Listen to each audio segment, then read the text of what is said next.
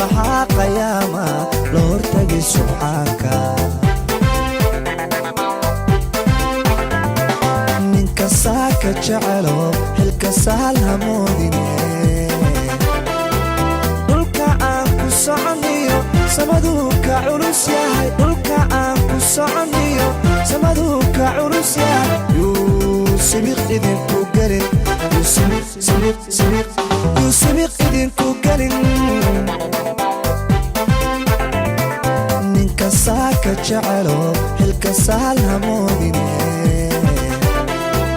dhulka aan ku soconniyo samaduu ka culus yahay dhulka aan ku soconniyo samaduu ka culus yahay yuu sibiq idinku gelin yuu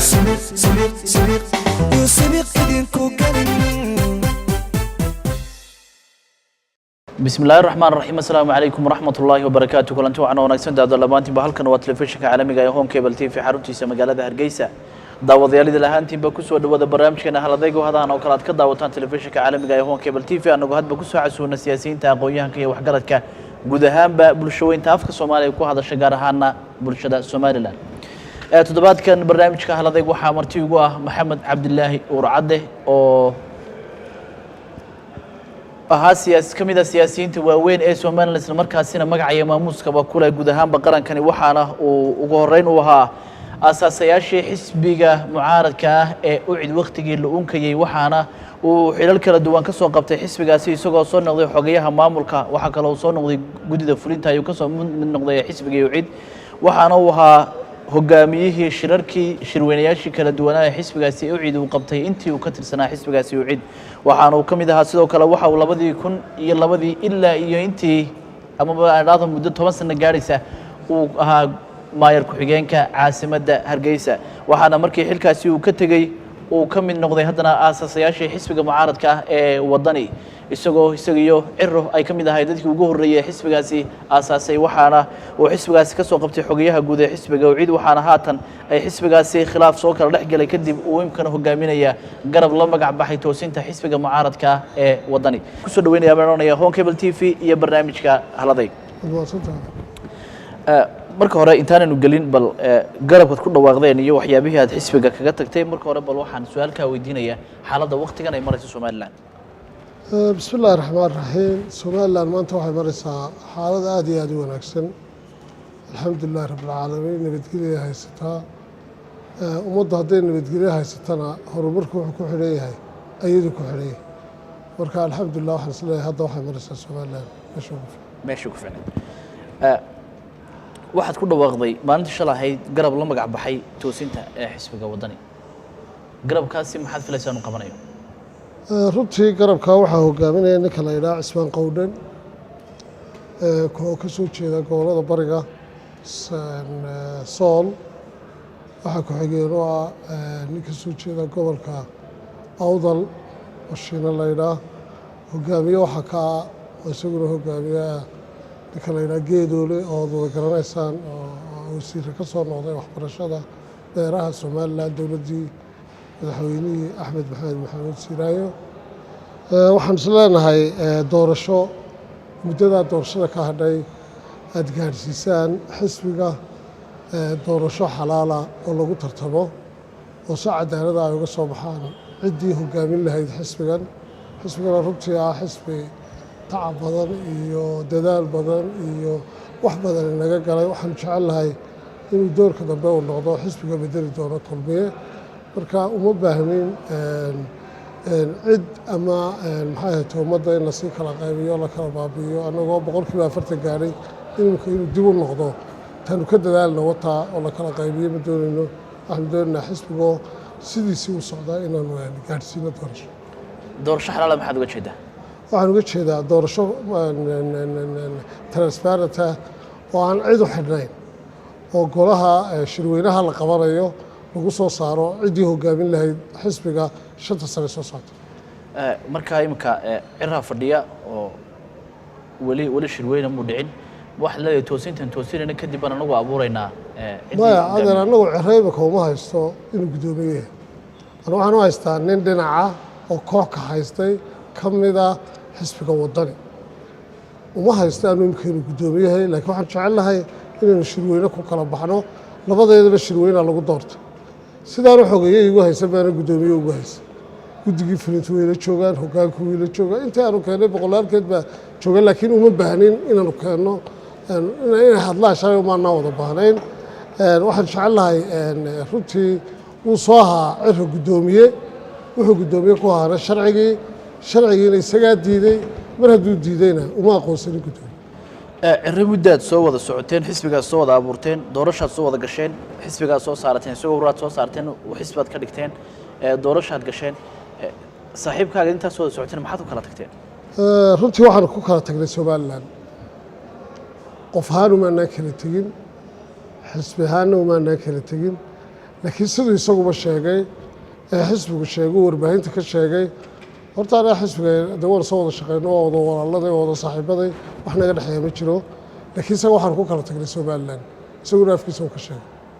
markaas somalilan sidaad ugu kala tagteen waxaan ugu kala tagnay sidii aa u ogeydeen anu waxaan ka hadlay ra-iisul wasaarihii soomaaliya iyadoo marka hore baanu isku sii haysanay doorashadii komishanka iyo arrintii komishanka xubnaha komishanka laakiin aragti ahayd caadi ah oo bini aadmiga ku kala duwanaan karo maalin kasta lagu kala duwanaado laakiin tan dhabtee qarxisa waxay ahayd se iyaguba u sheegeen ra-iisul wasaarihii soomaaliya karimanka jooga baa wuxuu yidhi somalilan waxba maaha waxba ma samayn karto annagaa dekadda berbera maamulla waxaanu goyno mooye wax kale ma socon karo anugu waxaan idhi waxa weeye hadal ahaan waxaan idhi soomaaliya in badan baanu ka xishoonnay walaalnimaanu la jeclayn darisnimaanu la jeclayn haddii aydi cajabin weyday haddaad naga xishoon weydaan waa naga baqi doonta b b weydna iyo dekadda berberena ummaddii lahayd baa u tashatay ummaddaana waana la ogolaaday golayaashoodii qarankaa ogolaaday shacbigoogii baa ogolaaday madaxweynahoogii baa ogolaaday adigana waxba kaa weydiinay taasay haytay ka jawaabeen isagii ismaaciil buuba si kaleera oo haddaa tii kebilka baa soo dayseen wuxuu ka hadlaya markaa tafaraq noo dhexeeya wataa haddana waxaan leeyahay b b weld waxaa nasiib darro ah oon isku haysana waxa weeye anu waxaan ninkii ugu badnaa warbaahinta haddaad gasho ee dekadda berbere ka hadli jiray difaaci jiray lahaa looma baahna in dagaalka cada lasoo hago looma baahna in dekadda berbere waxaan caddayn lagu bixiyo cirana wuxuu ahaa ninkii intuu gooni noola shiray annaga iyo xisbiga iyo golaha wakiilada gurigiisa aanu go'aansannay in la celiyo oo aan la bixin oo shirkadda aan la siin habeenkiina beddelay aroortiina ku ansixiyey 8 iyo 6 horta ninkaas waa ciro haddii maalintii golaha wakiilada ka tegey uu yidhaah wixii aan galay waa khayra sharci ee qarankan uu geliyey oo dekadii berbera iminka sanad dhan bay ka shaqaynaysaa b b wed haddii wixii sanadka laga shaqaynayay maanta uu yidhaah waa khayra sharci anu waxaan u arkaa khiyaamo qaran inuu galay hay-adaha sharciguna inay tallaabo ka qaadaan ayaa waajib ku ah waayo in qarankan lagu ciyaaro oo qaranku noqdo wax nin tuurta ku sito oo maalin baatuu doonana uu yidhaah waa sharci maalintuu doonana uu yidhaahdo maaha sharci dowladaha caalamka heshiidadeenu la galle isagu saxaxan haddana uu yidhaah ciddii fulisay waa dembiile tii uu isagu la saxaxay uu haddana yidhaahdo madaxweynihii markaa joogay waa dembiile madaxweynaha markaa joogay axmed maxamed siraayoha uu soo hordhigay wuxuu yidhi xilkiina ka guta haddii aad tii golaha wakiilada waajibkiina ka guta waraaqda madaxweynuhu qoraa uu golaha wakiilada u gudbiya waa taa waa wixii waajiba ee qarankani diigmida ka guta wax intaa ka badan maaha way ka guteenoo 8 iyo 6 cabdiqaadir jirda dhegeyso for example rayta dhegeyso bal raggaas waxay ku hadlayaan dhegeyso ee ciro laga hor leeyahay ee ciro indhaha ka qabsanaya wax alla wixii ay lahaayeen oo dhan ee u baas karaynaya annagu xogayaa guud baanu hayn isagu harkaasuu har uga wareegay annagu cadceeddaasaanu fadhino xisbigaanu u shaqaynayno xisbigaanu gaadhsiinayno hawsha annaga hayna xisbiga isagu ma hayn wax alla wixii oo dhan markii guddoomiyaha iyagu baaskareeyey ee xubnihii golaha noogu jiray baaskareeyeen 3 nin mooyaane intii kaleba cabdiqaadir jirde saciid cilmi rooblo markaa ahaa wadani iyo qabile mooyaane in alla intii kale way baaskaraysa okay markay sidaa tahay maanta inuu yidhaahdo ciro waxaan ka aqbalayna maaha ta kale aniga inay dembi layga dhigo soomaaliyu somalilan ka difaacay 27 sannadoodba been buu ku fadhiyey kursigu fadhiyey meenu somalilan rin ciro guddoomiyaha wakiiladu ahaa ayuu u ahaa somalilan buu ahaa murashaxii madaxweyne u ahaa ayuu u ahaa somalilan buu ahaa guddoomiyaha xisbigaanu u dooranno onu ka wada wadno somalilan buu ahaa waxayna tahay inay dembi qaran tahay khiyaamo qaran tahay qarankanuu ka galay hay-adaha sharciguna ay tallaabo weliba ka qaadaan waan ku gartay waxaad iminka sheegtay inaad golaha inta kaga jirta xisbiga iyo mas-uuliyiinta xisbiga shir gasheen ood ku heshiiseen in la diido ansixinta heshiiska DPO waxaad ii sheegtay haddana in guddoomiyuhu subaxii uu asugu ansixiyey oo bedelo 60 xisbigu go-aan la gaadhay ma weydiiseen ma u yeedheen ma soo fadhiiseen oo ma tirahdeen maxaad go-aankii u beddeshay waanu weydiinay wuxuu yidhi maslaxad baan u arkay sidaa anigu waan weydiiyey bersonal maslaxad baan sidaa u arkay buu leeyahy hadda inuu yidhaahdo waa dembi de horta wax qarsoonna maahae waa wax gacmaha la taagoo lagu hayo qoraal waxaanu haynaa qoraalkii u qoray ee uu madaxtooyada u gudbiyey ee madaxtooyada caalamka u gudbisay in golihii wakiiladu ansixiyey ee lagu hawlgalay ee imaaraadku ku hawlgaleen oo qoran baa dee la hayaa tio lifena waa la hayaa eeg maqal iyo muuqaal iyo qoraalba waa la hayaa intaba waa la hayaa wuxuu dafiri karana maaha wuxuu ka murmi karana maaha shalay waxaan arkaya garabkiisa oo uu leeyahay soo baadha maxaa la soo baadhay isagaa dembiilaa maxaa ummaddani baadhidu ma baahna waxay haysaa qoraalkiisi waxay haysaa muuqaalkiisi eegada tio qoran iyo tio la maqlayo iyo tio maxaa la daawanayo intaba de waa la arkaya marka wax la baaraa ma yaale in isaga maxkamad la geeyo wey ninka keliya saxeexay ee saxeexiisa la hayaa waa isaga in la ansixiyey isagaana tahay in maxkamad lagu geeyo hadduu maxkamad gaadhi waayo muddo badan baa DPO muddo sanad ay ka shaqeynaysa sanadkaaba waxaad ka tirsanayd xisbiga mucaaradka ah ee wadani ayaad xogihiisa guudahay waxa ay dhammaatay xaaladaasi DPO iyadoo xisbigiinu aanu ogolayn laakiin guddoomiyihiina si aad sheegayso uu ansixiyey maanta adigu DPO miyaad ogoshahay mise go-aankaaga horood ku taagantaho waa diidantahay marka laga reebo hadallada Soomaaliya ay ka soo horjeedo miyaad diidantahay mise waad ogoshahay DPO adana waa su'aal fiican horta xisbigu wuu ogolaa qarankuna wuu ogolaa sanadkaa ay shaqaynaysa waanu kula shaqaynaynay annagu waxaanu diidanayn saldhigga waa wajal uu samaynaya ciro waa been uu samaynaya waxa weeye BP World waanu ogolay waa tu Saciid cilmi xisbiga kaga baxay waa tu Rayta xisbiga kaga baxay oo ku calaamadinaya waxa weeyaan been in la abuuro ma BP World waanu ogolayn waxaanu lahay waa horumar waanu raacsanayn waxaanu diidanayno keliya waxay ahayd saldhigga anu warbaahinta waa ka hadishay cid waliba way ogtay dhegeyso arrinta DPO la xisbiga ogoliyay uga baxay arrintaasay uga baxeen labadubana way nool yihiin oo waad wareysan kartaa sababtay uga baxeenna taasay iyagu way diidanaayeen markii wixii ay ku heshiiyeen cira khiyaameeyuu dhaafay ayay ka baxeen labadabana waad weydiisan kartaa waad wareysan kartaa somaliland waa ka markhaati adiga laftaada TV-gaad joogtaayo dib baad ugu celin kartaa wararkii aan u cid bixinay haddaba aan kuu calaamadiyay annagu waxaanu diidanayn saldhig ahayd saldhiggoon u arkaynay in dagaalka gacanka carbeed maanta ka socda inaanu somaliland soo gaadhin okay taa markay ahayd golaha anu maalinta waa joogay golaha labada gole maalinta la iskugu yeedhay cira wuu ka baxay iyo rag xildhibaanoo ku jira anna waan ka baxay iyo rag wadanioo nala socday waa dhab laakiin waxaanu ku qasbanna wixii golayaasheeda qaranku gaadhaan majority leaders minority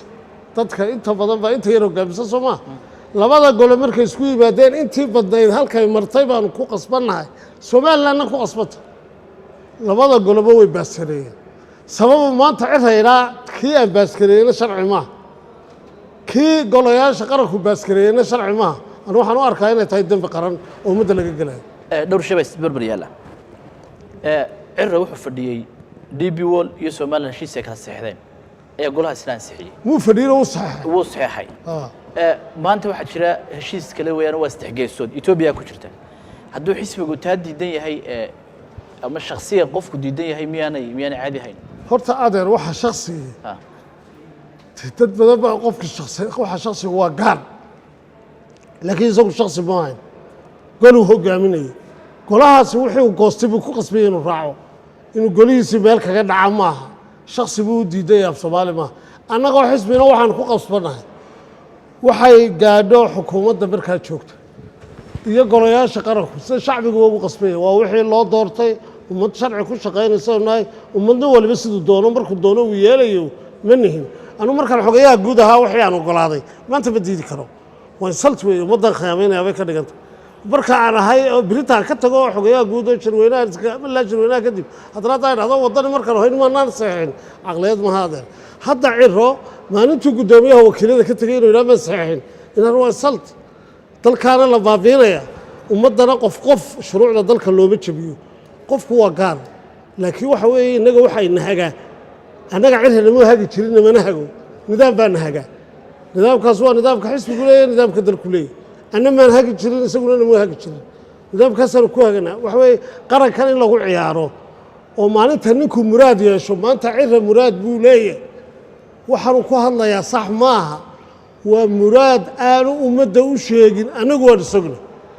hadduu hal tallaabo qaado arrintuu wadana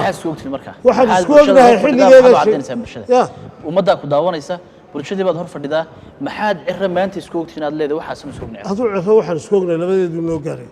laakiin qaranka wixii wax yeelaya hadduu ciro ku dhawaaqo ku dhaqaaqo istabtu qaadaba waa daba soconaya wax kala ilaalin maayo anna qarankaan meesha u jooga ma waxbaa qarsoon xisbigu wado oo qaranka wax yeelaya ka wada maya xisbigu ma wado mise ciro keliya xisbigu ma wado xisbigu waa nadiif boqolkiiba boqol waa somalilan horumar bay la doonayaan laakiin inankan ciro la yidhaha wuu maskax guuro doorashadii buu ku maskax guuray adeer waan kaa weynayay waxaan cusuba iminka uu soo saarayna waa wax meel kale kaga yimid waa wuxuu shalay saxeexay bulshadu waa ina caqli isticmaasho wuxuu shalay saxeexay muu dafiri kareen caqli aan somalilan ahay buu ku shaqaynayaa ha caddaysto wuxuu doonayo baroorta horgee ka weyn ha caddeeyo adu waxaad ka ogtay isaga maniga annagu saaxiibaana waxaa ka ogahay dambeeyo wuxuu somalilan ula yimaado ma ka haddeeyo annagu saaxiibana waanu hayn saaxiibana waan ahay waa gartay sidaad u aragtaa xilka qaadistii uu xisbigu kugu sameeyey aragtidaada adigu adeer waxaan u arkaa sida ta cireenu ka qaaday ay kugu muuqatay tayduna tahay shirweynaan nagu wada doortay xogayii guud baanahay inayaanu jeebadda ku sidaa xisbigan xogaye kama aha umana aqoonsanin mana keeni karo hadduu taa ku dhaqaaqayna isaguna wuxuu ila mid yahay isaguna maaha guddoomiye cismaan baa noo guddoomiyaa wax intaa ka badan maaha annaga waxaa lanaga qaadi karaa labadayada shirweyne wax koo anna kama qaadi karo isna igama qaadi karo hadduu sharciga baalmaro waa la baalmaraya hadduu xisbiga burburinayo ka daabaan leeyahay oo ka daabaan idhiye igama laha xisbiga cadayna ilamu iman kuwa uu ka leeyahay uu hanjabayana ma yihi anu waxaan nin xisbiga leh ciro iyo qayrkii toona ugagama haybaysanaya xisbiga wanaaggiisaan doonayaa tacabkiisaan doonayaa intaa iga gashayna kamu gelin halkaasuu fadhiyo bil muu fadhiisan xafiiska waddani ciro waxaanu nidhi uga wareeg hadh uga wareeg annaguna aanu cadceedda taagnaano xisbiga annagaa ka shaqaynaynay in maanta markuu dibadda u soo baxay uu idhaahdo kanaa hadal igu celinaya adeer uma aragnaana waxaas xisbina maaha wuxuu eegna ma noqonayo cirana waxaan xaq uguma laha ummadda inuu la yimaado dadka xisbiga ku jiraana wallaahi baan ku yidhi dad ka nadiifsan inaan jir intaasaanu soo wada shaqaynaynay waa bini aadmi laakiin ilaahay wuxuu u keenay nimaan wuxuu doonayo aan cidigelinayn ayuu ilaahay ku soo hagaajiyey laakiin waanu haysanaa hoggaan badan insha allahu tacaala shirweynaha markaanu gaarnana waanu ka baxaynaa aniguna murashax baya siyaasiyiin badan baa ayaa hoggaanka xisbiga ah oo cabdiqaadir jirir ka mid yahay xirsi cali ka mid yahay cira isaguna guddoomiye uu yahay bal xogayii guud ee xisbigaa tahay maxaa berigaa lagu heshiiyey markii heshiiskaas la gelayey guddoomiye ku-meel gaadha hogaamiyaha xisbiga iyo guddoomiyaha xisbiga iyo musharaxii haddana ciraha maxaa wakhtigaad ku heshiiseen adeer horta wixii meesha yaal inuu weydiiyey xirsi iyo cira isma haystaan waan kuu gartay cabdiqaadir jirdeeye iyo cirana isma haystaan maalinta kuwaas saydan oo kale ula yimaado ayaa ka jawaabi doonaa isagaaba joogayn oo mashruuc kala wadee kolkaasaan ka jawaabi doonaa laakiin wixii aanu ku heshiinay qaranka aanu u sheegnay cid walibana way og tahay golo dhexare labadooduba waa saxeeyey markaa kuwaasi muran kuma jiro warbaahinta hore waxaad uga sheegtay in lagu heshiiyey in doorashadu markay dhacday kadib cabdiqaadir jirde lagu wareejiyo hadeer waxa weeye warbaahinta waxaan hore uga sheegay doorashadu markay dhacdo in intaa lagu heshiiyo soo maahayn horena waanuu sheegnay anigu waxaan talo ku bixinayaa markaan arkay saaxiibkay cira halkuu maraayo inaanu shirweynaha xataa gaadhsiin karin abuuri karin jawi fiican oo shirweyne qaran oo xisbigaasi uu leeyahay oo doorasho xalaala oo ummaddu u siman tahay ay ka soo baxdo maadaama aan xogogaalahay waxaa soo jeediyay cabdiqaadir jirde in lagu wareejiyo si hawshaa looga hortago oo xisbigaasi aanu u dheeliyin ma burburayo uu dheeliyi karaa waddani weligiina ma burburaayo laakiin wuu dheeliyi karaa si dheeligaa hadda uu cira wado looga saaro anigu waxaa soo jeediyey inuu cabdiqaadir jirde oo aad wada garanaysaan oo somalilandana oo dalkan abaal ku leh aqoon-yahana b b w haddaad dhegaysato siduu uga hadlaya nin uga hadlay kuma jiro golaha wakiiladoo dhan waa kuu sheegaya waxaynu maanta ku shaqaynana isaga abuuray annaga xiriir shaksi oo naga dhexeeya ma jiro tu inama adeernimo iyo adeernimo aan ahayn iyo wada shaqayn aan ahayn labada waxaanu saaxiibnahay ciro waa kuu sheegaya laakiin waxaan adeer u arkayaa inuu ciro dheeliyey xisbigii uu la dhacay uu la kufay xisbigii uu guulaystay si xisbigii uu halkii uu joogay 40% mahayde uu kor uga sii socdo in cabdiqaadir jirde loo dhiibo si shir weyne saxa loo sameeyo waana kuu sheegaya hadduu ciro sii joogo sanad qor maanta igu qor buuggaaga ama warbaahintaada ku qoro anu saaciraani u dafiri maayo sanadkaa kuma qaban kara ciro shirweyne umana diyaar aha anigaa og muddo badan warbaahinta waxaad ka sheegayseen ciro inuu yahay ninka xisbiga ugu fiican ciro inuu yahay ninka xisbi daayay qaranka oo dhan wadi kara ayaad in badan ku ololeyseen maanta halkan baad fadhida wax la shirweyne ma gaadhsiin karo isbeddel muxuu yahay maxaa isbeddelay su'aal saxa weeye anigu waxaan u badnaa raggii lahaa qaranka waa ninka ku habboon ee muuse biixi kaga habboon maxamed biixi kaga habboon cabdicasiis kaga habboon nin waloo doonayay siraaye kaga habboon in lagu celiyo anu saasaan aaminsanaa personal waxaan u aaminsanaa si aan xad lahayn weliba muddo dheerna saaxiib baan ahayn been ma sheegaysa run baad sheegaysa wax badanna waan idhi waanan aaminsanaa aniga iyo intaanu isnaqaanaaba waan aaminsanaa ee xisbigaa ku jirta anigu hadda waxaan arkayaa i beddelay markuu wuxuu saxaxay dafiray ee somalilan markii aanu difaacnay uu yidhi yaa laga maxaa soomaaliya kuu geeyey eed u difaacday anu waxaan arkay ninkii inuu isbeddelay waxaan qabaa inuu ka soo dhacay meel dheer uu maskax guuray ciro aanu cirrii hore ahayn laakiin ciro markuu ciro ahaa sidaad leedaha lahaa runna waad sheegaysaa anna waan qabay waan aaminsanaa cid ilaa faysal cid walba waan ka raacay ilaa faysal calwar cid aan ka raacin somaliland ma jirto iskamaan raacayn danna anuu kumaan qabinoo kuwa lacagta siiye lacagta kula socdana aanu maan ahayn anaa jabadeeda bixinaya marka waxa leedahay laakiin ninka waxa weeyaan doorashadii markay dhacday eeg doorashadu waa wax weyn shacbiyana iyo xisbihaana waanu guulaysan marna cira muu soo dhigo waad dhacaysa waan kuu sheegaya dhibta waxa keenay anu waxaan qabaa cira halkaasi waxa ka gaadheynay nin warbaahinta intuu fadhiistay yidhaahdo wixii aan saxeexay baan guddi u saaray soo baadhana muu ahayn nin yidhaahda b b wed maa saxeexin isagoo laba goor abudaba tegay xataa shaksi ahaan b b wed u qaabilayna muu ahayn wuxuu ahaa nin qowle bini aadana hagaagsan bu taanu kula soconna taasuu ahaa nin yidhaha soomaaliya ra-iisul wasaaraha maxaa somalilan looga difaacayaa oo warbaahinta la soo fadhiista kaibirkana muu ahayn intaas somalilan waa iga markhaati intaa midna muu ahayn intaaba waanu ku haynaa muxuu yahay adaan ku weydiiyey ciro intuu meel soo fadhiistay mu odhan ra-iisul wasaaraha hadalkiisu waa sax cirna intuu meel soo fadhiistay mu odhan ra-iisul wasaaraha maxaa somalilan ay u diidaysaa laakiin ficil ahaan waxay diideenuun heshiiska istixgoosoodka ciro wuxuu yidhi intuu warbaahinta soo fadhiistay kow xogayaha guud waxaanu xilka kaga qaadnay wuxuu u jawaabay ra-iisul wasaaraha soomaaliya sidii oo uu yahay afhayeenka waddani ma taabisa ma ka sheegtay tvgaaga adiga ma laga sii day maxaa waxaas muxuu yahay qarankayga marka difaaco xogayo guudba waxaan u qaatay inay qarankayga ku dumiyo mise inaan ku difaaco adaan dib ku weydiinaya yuu difaacay markuu caynkaa leeyahy ayuu difaacay ma yidhi b b wel ummaddani may ogolaan xisbiguna mu ogolaan mise mu odhan ma yidhi adaan ku weydiiyey ma yidhi shalay ma lahaa guddi baan u saaray soo baadhaa ilaah baa kugu dhaariyey eeg hadalka sidiisa u dhan kuraasi anu beenta ma aqaan been sheegayo xaqiiqada jirta ha ka boodin hadal dhegeyso wax xaqiiqa baan ka wada hadan aadamiga inaan masabidno anu ninkaa walaalaanu hayn aad baan uga xumaa inaan wax ka sheego ma jecli kubana raaxaysanayo wallayga tag laakiin wuu nagu kalifay wax waloo kalena waa qaadan lahaa laakiin somalilan qaadan maayo واتسحب anuu taa ka hadlaya waxa weeye maha xogeeye anaaba ka tegayaadan xogeeye waxaas macno ma leh anu waxaa ugama jeedo dad darajo doonayo xisbiyada soo baxaya raaci lahaa waa kuu sheegay markaan meher ku-xigeenka way berayeen kulmiye in dowladda soo galo anu banaankaasaan ka doorbiday oo aan sharaftayda iyo karaamadayda ku lahaa kuwa biilin jirayna ma yihi waa kuu sheegaya anu anaa dhaqaalahayga gelin jira xisbiga hadduu dee dhaqaalahii sii jiraa ka sheega warbaahinta waa kane waxaa yidhahda waa sii jira oo caynkaas ah ila waniga warbaahinta ka sheegaye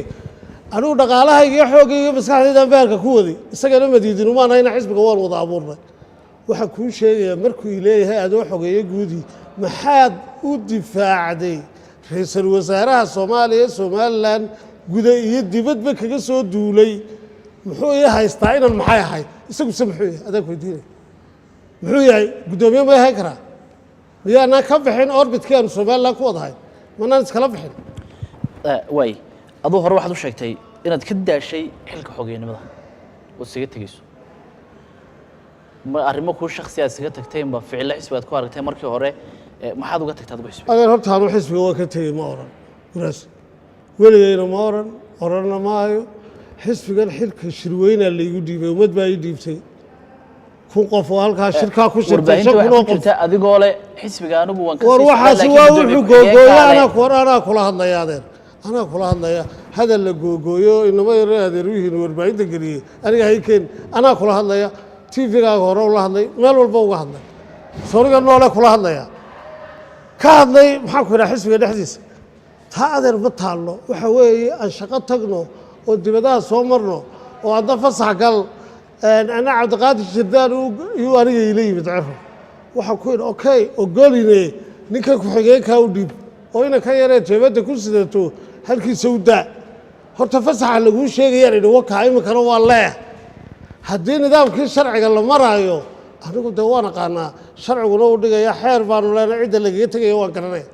anigu fasax sanada adduunyada meella kuma naday 10 sannadood hadday qaadanayso shaqada wadani tahay diyaar baanu hadduu cidda diyaar u yahay aniga magaalada waxba igama taalle shan dad baa iga taalle aan soo dhoofo aroortaan israacno laakiin nidaamkii dan iyo burburinin xisbiga kana raali gelin maayo inay yaru adeeruhu jibada u sitaan u cerro oo xisbiga ku baabiin maayo nidaamkiisa taanu ka hadalay waa taasi fasaxad sheegaysa laakiin anu waxaan ogolahay shirweynihiina nagu doortay masoor 5,000 qof ahaa inaan bartii ku celino ciddii la doonayo loo dhiibo waan daalay iyo waan ordayaa waxaa iskaga baxa aniga kama shaqaynaya garabka wata maad fahamtay waxdaa la yidhaha ma yaale meesha waxa yaalla hawl baa la rabaaye haadha dukaana maanaan hayna hawl baanu haynay qaranu leeyaho ummad xisbi iskugu timid baanu hayno reer somalilan ka kooban ummaddii baan waxaygii ku celinay anu cirro cilu maan hayn intaa faham karaanina umaan hayn ciddii karaani u ahayd ha eryo xisbiga wadani aasaasiyaashiisi baad ka mid tahay waxaa soo baxaysay markii doorashadu kadib ay dhacday xisbiga wadani wuxuu aaminsanaa waana laga shubtay doorashada xisbigaad ka tirsanayd taasi adiga miyay kuu muuqatay shakhsi ahaan maadaama aad ka mid tahay siyaasiyiinta daacadda ah ee runta inta badan ka hadla anigu runtii markaan hor ilaahay u hadlaayo aan cidna aanan dhinac saarayn haddaan dhinac saarayna aan xisbigayga dhinac saari lahaa aan ummaddaydoo dhan aan uga baxay ilmaaderadoo dhan uga tegey haadha aan dhinac saari lahaa waxa weeyaan maanta ma hayno haddaanu nahay xisbiga wadane waa sanaaduuq la tiriyey waxa lagu kala bediyey marka maamul iyo waxaa technicality waxaa laga soo dhaaf afka loo maamulo ciddii aan waxgeysan ciddii waxaa soo dhaaf sanaaduuqda weeyi waxa u muhiimsan ee doorashada ka soo baxa ta lagu kala baxaana waa sanaaduuqda in adeero haddaanu adeer hayno hal warqada oo sanaaduuqda ka mida aanu ku cabannay oo commissionku noo diiday inuu wax ka qabto oanu maxkamadda u gudubnay oo maxkamaddina ay naga raacday kulmiye aanu caban lahayn oo cabashada wadana cabanaya waa sax hal warqada hal war haddaanaan commissionka hal dacwadoonu u geynay aana jiro gabaley baa la yidhi dib ha loo tiriyo 848 baa kulmiye u soo baxay markii dib loo tiriyey maxaanu macaashay adaan ku weydiiyey waxaan kuu sheegayaa gabaley 2 goor baa la tiriyey twice haddana way yaallaan sanaaduuqdoodiio ciddii u baahato waa loo tirinayaa dhib maaha war adeero dhiba tartan marka la idhaana in wax lanaga helo iyo inaanu hellaba waanu talagal waa normal meesha inqalaabku baanaa qabsanayn oo askar maanaan hayn إلا وين هلانو ما يهين نك كوفة كرينا ونما نشرين ترتن بالي ترتن تدخل كلا ساري شعب كرئيس ومالان يودك تشوفه ورهالك يوبتان إن نوه جالسنا مين نكو قصبرين هنروح نوارك وحوي دور شعب دالة عن شو بشاهين وحدونا عن هين الصحة قلنا عدي أيال النوكري لكن ويجران قرارات معمول وأن بعنا نقولين ويجران لكن تعد له وقار وحي معمولة هي قرارات كي قالين حسبي دولنا بابدين لقوة قالين مثل عرور بعضيس معد قارة وعضيس عد قارة وعضيس عرور هون سومال لا بعرور كعضيس ومستيك سومال لا كل عاي مت كل عاي وضني ما ومت سو صدق هذا حسب قرابة كل عاي ومت سومال لا كل عاي مركا إني مكلا الصحولة إلى أول بدي يدوي تعرور توي نوع عضيس صدق دين حسبي به كوميشنو محاسبة بيوي ومستيك فوسو قاعد كرو أج وحيابا قرادات oo maamul way jiraan laakiin waa laga sameeyay tu xisbiga wadani ku gaara ma yahay waxa doorashadaasi dhibaatay sababtay dad baa ku waxyeeloobo dhimasho xitaa gaadhay wali xisbigu intuu ma isku dayay dadkii dhibaatadu gaadhay oo ma u tagay oo ma ka xaal ama dee ma la dareemay dhibaatada ugu yaraa horta adeer xisbiga iyo xisbi la'aanba dadka reer somaliland dhibaatooda adeer waa la dareemaa noo caruurtayada iyo dadkayga waa loo tegey dad badan baa u tegey waanu ka xunnahay haddana wixii dhibaatada ka dhacday dee waa ka taxsadeenna cid walba ama qof yar ha noqdo ama qof weyn ha noqdo ama kama ha u dhacda ama badheerbe aad baan uga xunnahay haddadana waan leenahay wixii dhintan ilaahay sabriiba naga siiyo wixii ku dhaawacmayna ilaahay ku bogsiyo laakiin aad waxa su'aala yaa sababay xisbiga wadani ku gaaray aniga cirro xirsi ragii waaweynaa meesha joogay ayuu ku gaaray wuxuu ku sii noqonayaa cirro wixii uu kaga hadlay tifiyada ayaa sababay afkii uu cirraa sababay wax kaloo sababay ma jiro waxay ahayd boqolkiiba 40 iyo yar baan gaadhay hadalka saxiix wuxuu ahaa anuu kula taliyay isaga shakhsi ahaan war dalkana badbaadi adna isbadbaadi xisbigana walaalow badbaadi waxaad samaysaa waa laynaga helayo annaga iminka komishankii inta galay waa inaga ka soo wada baxnay baan war waad arkaysaa waa laynaga helay xaqiiqada waajah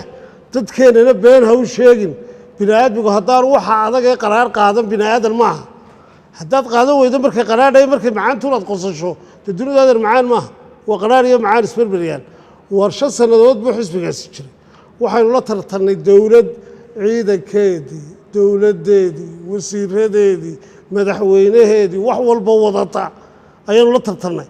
40% baynu soo gaadhnay 5 sannadoodna waynu jirnay ayaguna 2 doorasho heleen oo baarlamaankeena iyo golayaal degaan bay leeyihin anna waxaanu leenahay ilaa maanta golayaal degaan baa jirta walaayaga wakiiladu waa u cid cirra waa u cid anuu cid baana muli xisbiga wadani golayaal uu leeyahay kamuu soo bixintay oo golaha wakiilada ama golaha guurtiga ma jiro war xisbiga daada weyn leh aynu la tartannay 40% iyo siyar baynu helnay weliba haddii maamul xumadu sameeyey guddoomiyuhu aanay dhicin xisbigu guulaystay waxaan qabaa waxa weeye maamul xumadu guddoomiyuhu ku sameeyey ayaamihii doorashada ayaa lanaga helay doorashada I believe that watu gaara watu shakhsiya ma hatu xisbi waxaan ka hadlayaa waxay gaara waa raay gaara kala hadlaya imika ma fahamta waan ku kala duwanaan karnaa dad badan oo xisbiga waa sax wayaanu intaan ogahay baa intaas ayaguna in kala laga yaabay inay ogyihiin cadaymaheedina waan hayaa inuu xisbigu aanu dhicin ee ninka riday oo ahaa ciro taa waan hayaa marka adeer dhibtaa dhacday iyo wixii dadka gaaray mas-uuliyaddeeda waxa qaaday ciro waxaan ahayd anu maanta waxaan ku yidhi war innagana badbaadi xisbigana badbaadi maxaan ku yidhaha qarankana badbaadiyo waxaad tidhaahdaa uun intaasaa lanagaga helay walaalayaal waanu dee hambalyeelaynaa meeshana tagoo hambaliye runtuna taasay ahayd haddii runtaad ka warwareegtana dee cidda kama xoog weyno xoog wax kaga qaadi maayo anuu dadka maan boobi karnaa ummadda codkooda maan boobi karnaa ma boobi karno siraaya 80 cod ku boobi kari waayo annagana 80 ku baanu marayna bal adu labada sagni waaye waxaad sheegtay in khaladaad maamul ay ku dhaceen doorashada laakiin codkii lagu kala badiyo lagu kala calaf qaaday khaladaad ka maamul xisbiga isagoo tirsanaya madaxweynaha wuxuu ku yiri komishanka waa in la kala diro ma ku saxsanaayeen bad leedahay xisbiga waraaqda uu diray maadaama ay khaladaad ka maamula tirsanayeen mise aragtitaa ka duwan bad adigu qabtaa horta hoggaankaa ka mid ahaayo ama iminka wadda ka mid ahaayo go-aankaa waan ogaanay laakiin waxaan kuu sheegayaa xisbigaana go-aankaa gaadhay cidda keligii muu gaadhin ha wado laakiin cidda keligii muu gaadhin waan gartay isbeddelada ciro ku dhacay bay ka mid tahay waxaan kuu sheegayaa in meesha wax isbeddeleen ciro iyo faysal iyo madaxweynuhu waxay gasriga ku qaabileen waraaq bay soo qoreen ay leeyihiin shan qof soo magacaaba oo ka wada hadla arrinta saami qaybsiga ciro wuu oggolaaday faysallo wuu oggolaaday wuu qoray waraaqdii waan hayaa wax dhacayba komishanka hala eriyu maalintii ku xigay keenay taa isagaad weydiinaysaayo halka uu maalintaana ka oggolaayo waraaqdu qoray lahaayee in saami qaybsigii laga wada hadday la cidda joogtaa komishanka hayday maalin qurbana muu dhaleecay komishanka wandheey ciro ma haysid warbaahinta weliba ugu muhiimsan dalkaad ka mid tahay ma haysid wandheey uu leeyahay komishankaana dhacay komishankaana boobay midna ma haysid anuu komishanka xoogaal baan ah nin weyno waana maanta waxaa igu yaalla waa ciro ilaahay unbaan ka baqa anuu qofna kama baqo nimanka kaynna waan la seexday jidna waan la maray markii diiwaangelintii meel kasta waanu soo wada maray adeerow nimankaa go-aankaa aanu gaarnay ilaahay ha naga saamaxo anna ka mid baan ahay waa dulmi war ragga aan maxkamada nimankan xuquuq bay leeyihin komishanku waa in waxaad lagu hayaa waxaasu baa lagu bedeli karaa anigaa nacabe ha la bedelo adeer adduunyada meella kama shaqayso adduunyada meella kama shaqayso anuu ina jeclaaday iyo ina necmaadaa muhiim maaha waxaa muhiima wixii loo dhiibay ma dembi bay ka galeen cira hadduu hayo dembi ay komishanku galeen ha keena laakiin ma hayno anuu xog ogaalkii waxaanan isleeyahay niman diiniya iyo hablo diiniya oo ilaahay garanaya nimankii ugu badnaa wey inta rag ka arkay niman aada taxadir badan u lahaabay soomaalite haddii iyagoo sidaasa hal sanduuq warqadood ay si yidhaahdeen oo la hayo oo wadane hayo hala bedela aroorta waa la gora lakiin maxkamadda hadda hala geeyo ha lagu caddeeyo golaha waxaa ansixiyey golaha wakiilada cirha guddoomiyuu ka ahaa maalintuu doonana diidi maayo markuu dibadda u soo baxee waxaan wax wey waa qas dalka la qasaayo oo ciro ku gaaro wey ma aha wax la leeyahay cid baa dembi gashay kumana qanacsanin ayada b b wel imaaraadka waxa uu ka sheegayo kuma qanacsanin waxaana isaga nasiib darro ku ah oo ceeb ku ah oon weligii ka hadhayn soomaaliya u dooday maalin dhaweyto ulahaa soomaaliya saxdee heshiis warbaa naa saxiixin bayni salt bay ku tahay inuu maanta idhaa weliba ha la sii baadho idhahdeen qofka inuu wuxuu meelu isku taagan yahay heshiisu maaha war anagu nagu qabsaday maxaad somalilan u difaacaysa heshiiskii ay somalilan gasho isagu saaxay buu yidhi waa dembiilayaale maxkamada ha la keeno madaxweynihii hore iyo madaxweynaha iminka joogaba hadday maxkamadii timaado isagaa maxkamadda lagu keenaya waayo wax heshiis laga hayaa isagaa jira laakiin waxaan leenahay qof buu ka yahay somalilan qof hadda markuu ka ahaa guddoomiyaha ee uu murashaxa ka ahaa ee uu ka ahaa maxaanku idhaahayy guddoomiyaha wakiilada iyo guddoomiyaha xisbiga xilligii ma joogo cabdiraxmaan maxamed cabdilaahi ciro weeye garab haysta edab ha yeesho hadduu edab yeelan waayana heedaha sharciga ka qaad doono tallaabo waayo buur madow kama wanaagsanaa kamana magac weyna shalay waa la xidhay inanta yare tiri soomaaliya labada kelmadood tiri yare kala goyn waa la xidho 3 sannadood baa lagu xidhay maxaa ciro loo xidhi lahay waay yuu dadka ka wey adaan ku weydiinaya maxaa ciro loo xidhi lahay maxaa aniga lee xidhi lahay haddaan qaranka ku gudbo qarankani miyuu soconayaa haddii cid la caabudo qof la caabudo waxa weeye heedaha sharcigu waa inay tallaabo qaadaan oo haddaan anagu qaldanna inay tallaabo naga qaadaan hadduu cira qaranka duminayana tallaabo laga qaado in la sii daawadaa dalkay baabiinaysa waxaana iman doonta qof waliba inuu soomaali weyn uu yidhaahdo waan difaacaya hadduu caddaysta ciro si cad inuu soomaali weyn u difaaco oo tallaabo laga qaadi waayo annaguna waxaanu samayn doonaa toos baanu soomaali weyn u noqon doona waan kuu gartay xisbiga waddani intii ololaha uu ku jiro o dhan marba asxaabtu eeday isu jeedinayeen ya asxaabtu eeday isu jeedinayeen waktigii ololaha xisbiga kulmiye wuxuu waddani ku eedeeyey inuu soomaali weyn u janjeero adigu maanta waxaad leedahay guddoomiyahaygii waxbaa u qarsoon laakiin maad sheegin waxaad labadayda isku waxaad kaloo sheegaysaa amaba dhacdayba yaad sheegaysaa mahaba in xisbigii loogu eedeynayo loogu haysto wuxuu u jawaabay ra'iisul wasaaraha marka la iswaafajiyo waxaan la isku daro maxaa soo baxaya maalin la isoronayn wixii kulmiye sheegayay xisbigii way ku cadiyeen kulmiye been buu sheegay oo ku sheegay maskax guurka nagu dhacay markii doorashada naga helay wixiina helay mise intii hore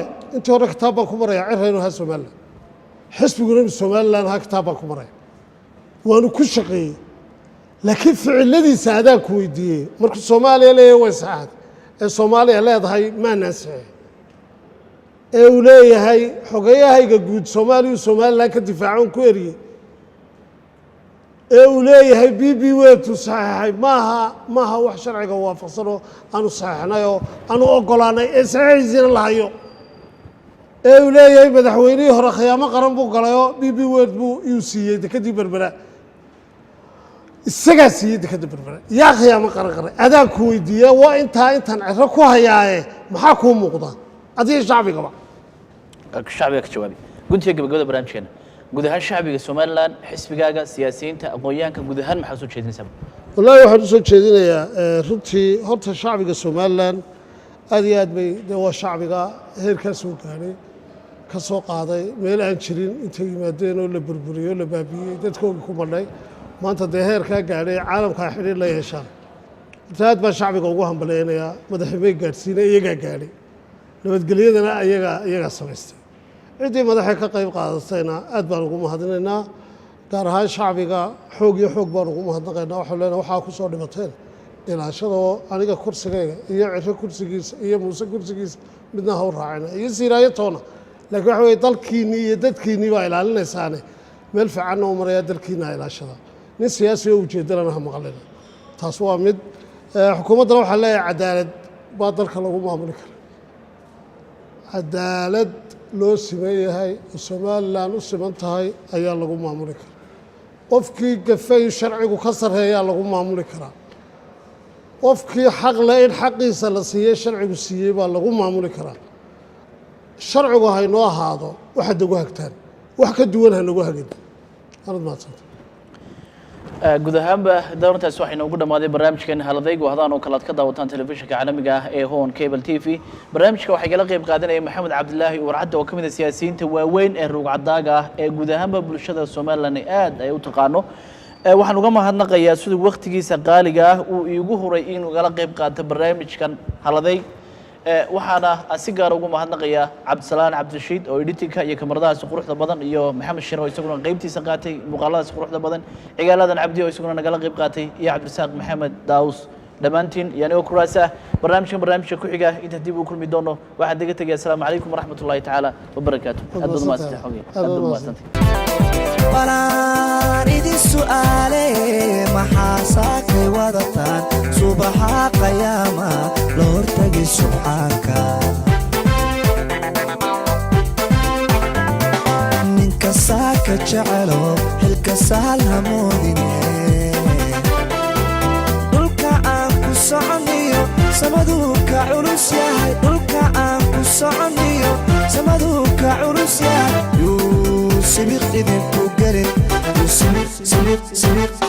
سبق إذنكو قلن ننك ساكا جعلو حلك سهل همودين